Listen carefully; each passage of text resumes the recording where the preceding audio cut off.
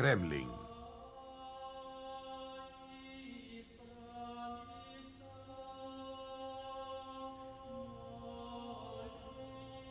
Milhares de quilômetros para o noroeste, uma outra parede foi construída para a defesa contra os invasores mongóis.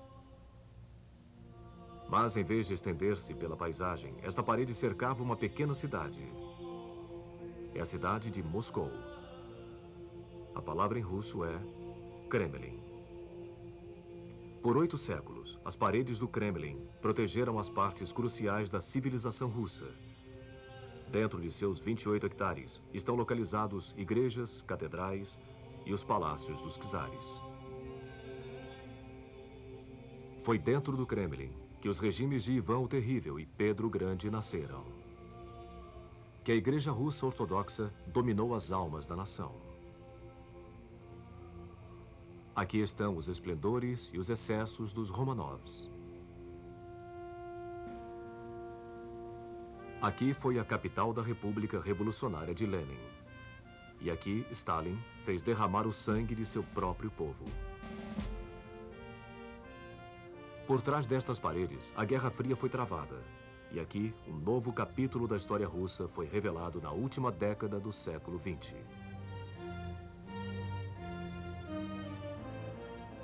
Todo o enredo da história do povo russo está incorporado pelas torres e cúpulas deste complexo.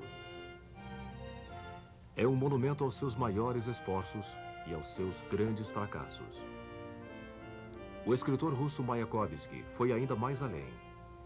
A Terra, tal como conhecemos, começa no Kremlin.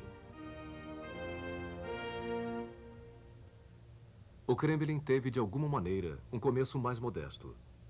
Inicialmente, havia apenas uma fortaleza triangular em madeira que protegia os palácios do Principado de Moscou. Através dos séculos, o Kremlin foi se expandindo e passou a incluir igrejas, mosteiros, oficinas, casas. Mas foi Ivan III, conhecido como Ivan o Grande, quem no século XV visualizou que Moscou seria uma grande capital imperial, rivalizando com Roma e Constantinopla em autoridade religiosa. Ele adotou a águia dupla como seu emblema e ganhou o título de regente de toda a Rússia, um cargo que seus sucessores viriam a chamar de czar, modelando a si mesmos como os Césares romanos. Ivan expandiu o Kremlin, trazendo renomados arquitetos da renascentista Itália para transformar o complexo medieval. Os arquitetos substituíram as antigas construções em madeira e pedra por construções de paredes de tijolos vermelhos que sobrevivem até hoje. Quase 2,5 km de comprimento e 7 metros de altura. As paredes levaram 10 anos para serem construídas e estão entre as mais bonitas fortificações militares jamais erguidas. 20 torres cortam a linha do céu, cercando a fortaleza. Uma das torres é a do portão Spassky, considerado até hoje a majestosa entrada principal do imponente Kremlin.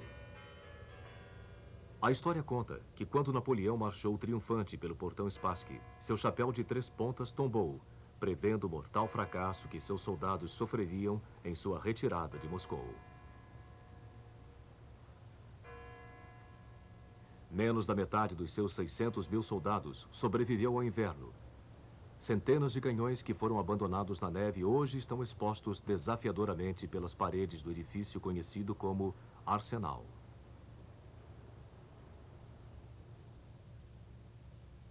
Mas se a espinha dorsal do Kremlin são suas paredes e torres, sua alma é representada pela Praça da Catedral.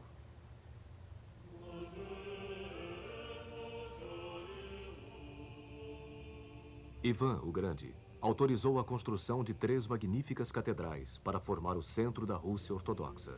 A imensa Torre do Sino acrescentou um ponto de referência para a Praça da Catedral e para toda a cidade.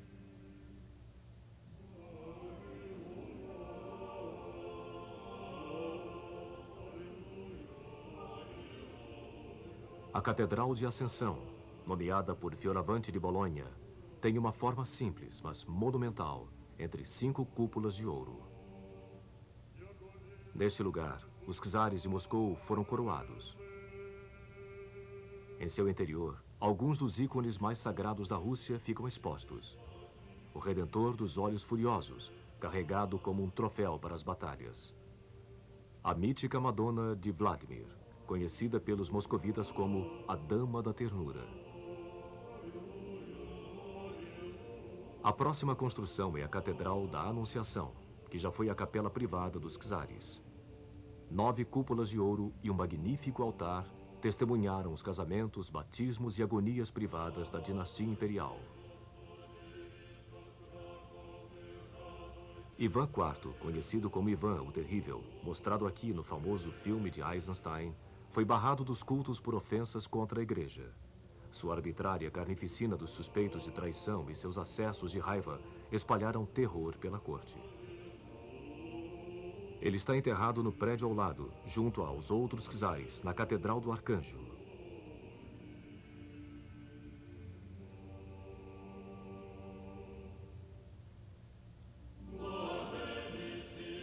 Seu túmulo se encontra ao lado do de seu filho, que foi morto por Ivan com suas próprias mãos. Mas a herança de Ivan o Terrível não foi somente de maldades. Ele fez construir a Catedral de São Basil, bem próxima do lado externo da parede do Kremlin. 9 fantásticas cúpulas se encontram sobre a Praça Vermelha.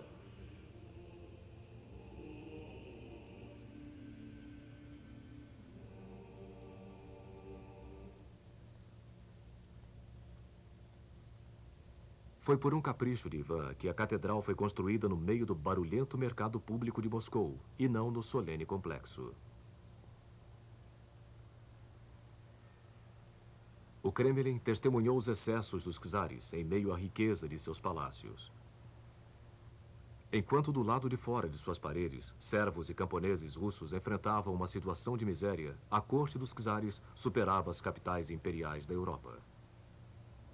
Um visitante, ao ver o Kremlin pela primeira vez, comentou: horizontal e verticalmente, torres e cúpulas, pontas, cones, estruturas em espiral preenchem toda a vista. Deve ter sido invenção de Dante quando chegou aos céus russos.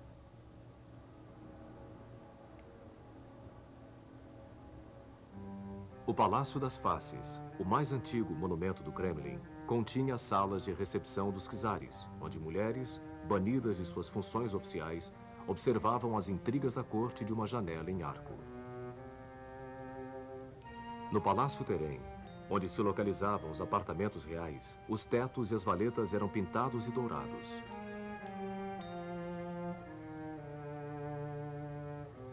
Neste palácio, o jovem czarevich Pedro, o primeiro Romanov, presenciou o assassinato de sua família. Com apenas 10 anos de idade, ele foi forçado a dividir o trono com seu meio-irmão, literalmente um duplo trono, enquanto sua meia-irmã, Sofia, discretamente passava instruções para o jovem czar. Foi Pedro quem, em 1712, colocou um fim das intrigas sangrentas do Kremlin, transferindo a capital para a nova cidade do norte, São Petersburgo. Mas o Kremlin permaneceu uma casa longe de casa para os Romanov. Durante os 2 séculos seguintes, os antigos palácios foram reunidos no Grande Palácio do Kremlin, que se tornou a peça magistral da corte imperial. Ambientes para recepção pública foram construídos em larga escala para impressionar os visitantes ilustres. Somente o St. George Hall mede 65 metros de comprimento. Mais intimistas, mas não menos opulentos, são os quartos privados do palácio, onde os Romanov satisfaziam seu lendário apetite para as artes decorativas. Muitos dos tesouros do Kremlin eram eventualmente expostos no Museu Imperial, conhecido como The Armory, onde os esplendores da corte foram cuidadosamente restaurados, mesmo durante a era da dominação soviética.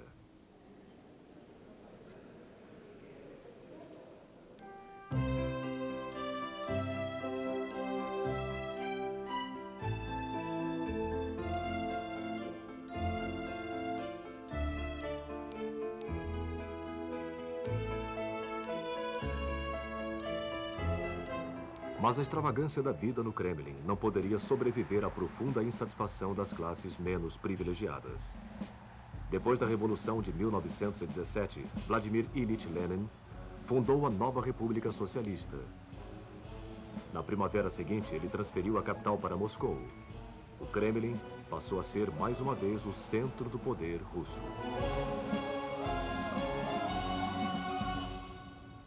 Esta mudança aconteceu em uma época de profundo crescimento do Kremlin. Prédios do novo parlamento soviético e casas do Congresso foram levantados no severo estilo realista, contrastando com seus imponentes e ornamentados vizinhos. Aqui também ficavam os alojamentos espartanos de Lenin, que preferia comer em pratos lascados do que em pratos de porcelana imperial. Em mãos soviéticas, o Kremlin foi transformado em um diferente tipo de monumento, não para atender às riquezas da corte, mas para servir ao poder do Estado comunista. A estrela vermelha substituiu a dupla águia dos czares. Bustos de Lenin substituíram os ícones dos santos. E a tumba onde Lenin foi embalsamado se tornou um lugar de peregrinações sagradas para seus seguidores. Mesmo hoje em dia, quando os russos repudiam seu passado soviético, eles não rejeitam o Kremlin. É a história de nosso Estado. O Kremlin sempre foi o centro político, cultural e espiritual do país. Para mim, o Kremlin é sagrado. É a história do Estado da Rússia, o qual existe e vai sempre existir, independentemente das comoções que podem vir a acontecer e a sacudi-lo. Nós realmente amamos este lugar, eu em particular. Eu trouxe minha filha para mostrar a ela quão esplêndida nossa terra é, para contar a ela o que nós vemos, o que nós sabemos e o que nós lembramos. O Kremlin continua a cativar o coração do povo russo, não somente por sua beleza, mas pelo que ele carrega de verdade, suas memórias e esperanças.